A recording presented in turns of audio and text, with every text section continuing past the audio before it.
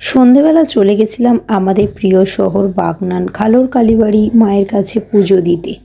তো গিয়ে প্রথমে একটু কিছু ঠাকুরের জন্য মিষ্টি নিয়ে নিয়েছিলাম। কালীবাড়ির ঠিক উল্টো দিকে এই দোকানটা। তো যা যা লাগে সব কিছু কিনে নিয়ে একদম চলে গেছিলাম মায়ের মন্দিরে। আর মায়ের মন্দিরে তো এখনও পুজো হয়নি, জগদ্ধাত্রী মায়ের মন্দিরেই কিন্তু পুজো হয়, তোমরা তো জানো। আর এখানটা অনেকটা ভিড়, কারণ হচ্ছে বিয়ে ছিল, বরকনে বসেছিল, এখানে বিয়ে হবে, তার জন্য গিয়ে দেখি আরতি হচ্ছিল মায়ের।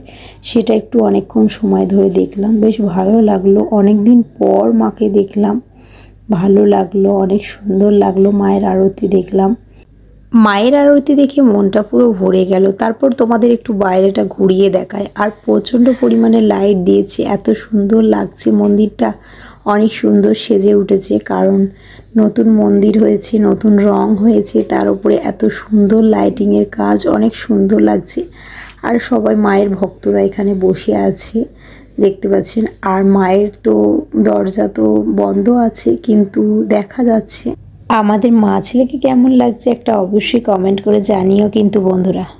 আমাদের পুজো দেওয়া কমপ্লিট হয়ে গেছে, এখানে বাতি জ্বেলে দিচ্ছে, ঠাকুরকে প্রণাম করা হয়ে গেছে। আর মায়ের মুখটা কত সুন্দর লাগছে দেখো, মায়ের মুখটা দেখে কিন্তু মনটা ভরে যাচ্ছে, অনেক সুন্দর লাগছে। সবাই কমেন্টে লেখো জয় মা, সবাইকে ভালো রেখো, সুস্থ রেখো। কারা কারা আমার এই ভিডিওটা বাগনান থেকে দেখছো একটা কমেন্টের মাধ্যমে জানিও। আর আমার ভিডিও যদি ভালো লাগে একটা লাইক এবং কমেন্ট করে দিও। আজকের ব্লগটা কেমন লাগলো একটা কমেন্টে জানিও। চলো টাটা, নেক্সট কোনো ব্লগে দেখা।